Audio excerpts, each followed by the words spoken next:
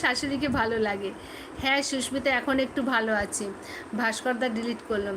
শ্বশুর মশাই, আপনার কাছে আমার শাশুড়িকে বিয়ে দেব না কিন্তু। আমি আর আমার বউ যখন যখন গং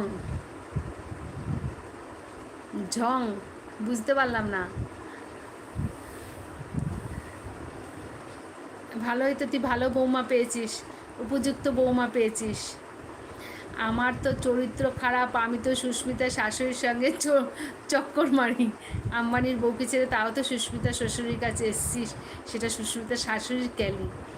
আজকে দুদিন আমার শাশুড়ির শরীর ভালো নেই, আপনার তো পাত্তাই নেই।